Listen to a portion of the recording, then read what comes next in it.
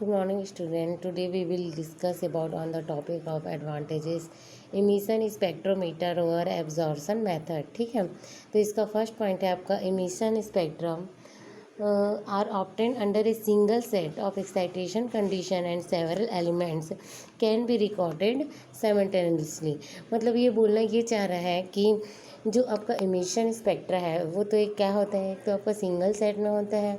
ठीक है, इसमें बहुत सारे सेट अलग अलग सेट नहीं होते हैं और इसमें हम क्या कर सकते हैं, सेवरल मतलब डिफरेंट डिफरेंट टाइप के एलिमेंट का क्या कर सकते हैं, हम इसमें रिकॉर्ड कर सकते हैं। ठीक है, अगला अगला पॉइंट देखिएगा कि multi element can be analyse from very small sample.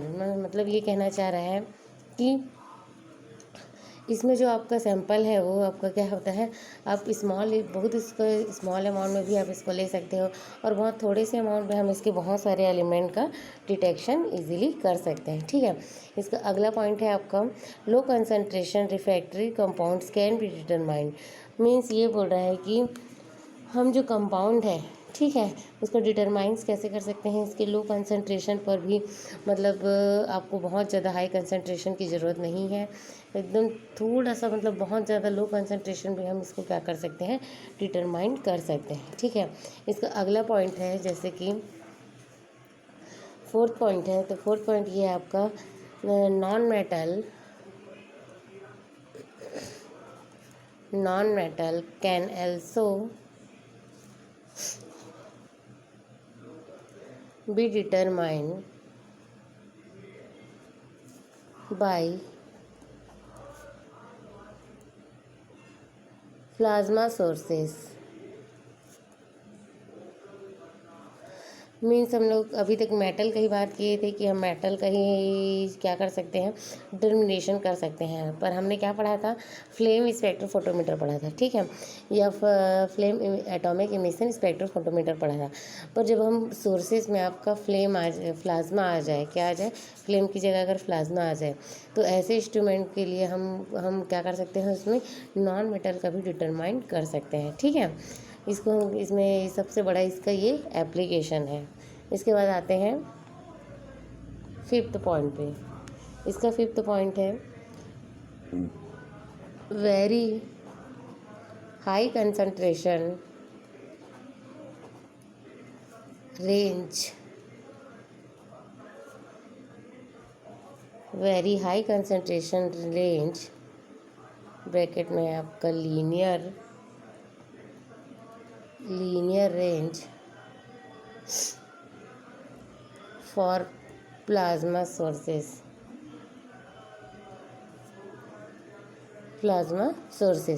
मतलब ये कहना चाह रहा है कि इसमें जो कंसंट्रेशन है आपका क्या होता है, अगर हाई जो प्लाज्मा सोर्सेज आपने यूज़ किया है, ठीक है, तो उसके लिए जो कंसंट्रेशन है वो कैसा होगा, आपका हाई रेंज का हो जाएगा, वेरी हाई रेंज का होगा। ठीक है, अब इसका लास्ट पॉइंट है आपका lower inter element interference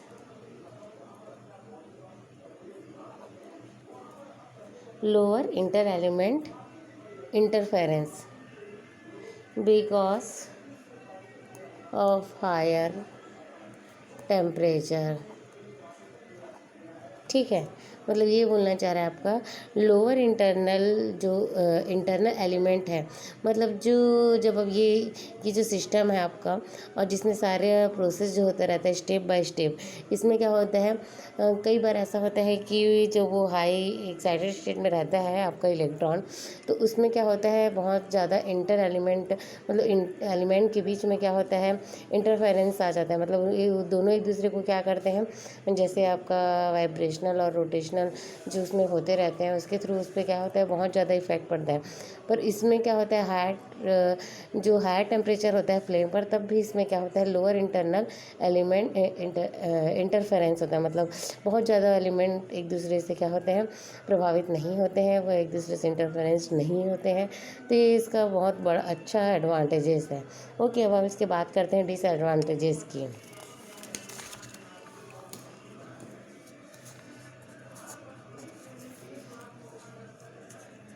disadvantages of AES। ठीक है, अब सबसे पहले इसका पॉइंट है more expensive equipment needed.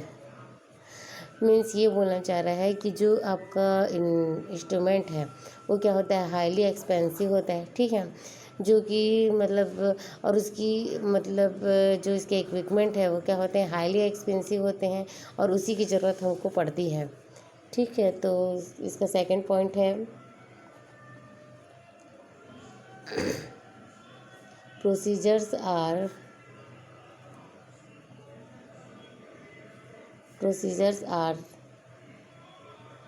somewhat complicated than absorption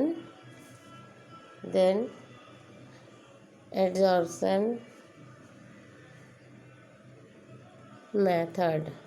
means ये बोलना चाहता है कि इसमें जो प्रोसीजर है आपका थोड़ा सा क्या होता है, कॉम्प्लिकेटेड होता है। किसके तुलना में, एब्जॉर्प्शन की तुलना में। मतलब एटॉमिक एब्जॉर्प्शन जो स्पेक्ट्रोमीटर है आपका, उससे थोड़ा सा ये क्या होता है आपका AES, ये इसका क्या होता है, कॉम्प्लिकेटेड होता है। यही इसका डिसएडवांटेजेस है। और उसका थर्ड पॉइंट है more operating cost than absorption technique. मतलब इसका जो कॉस्ट है वो क्या होता है, ज़्यादा होता है किसकी तुलना में, एब्जॉर्प्शन स्पेक्ट्रोस्कोपी की तुलना में। ठीक है, तो atomic emission and absorption method are completely in inventory to each other। ठीक है, ओके, थैंक यू।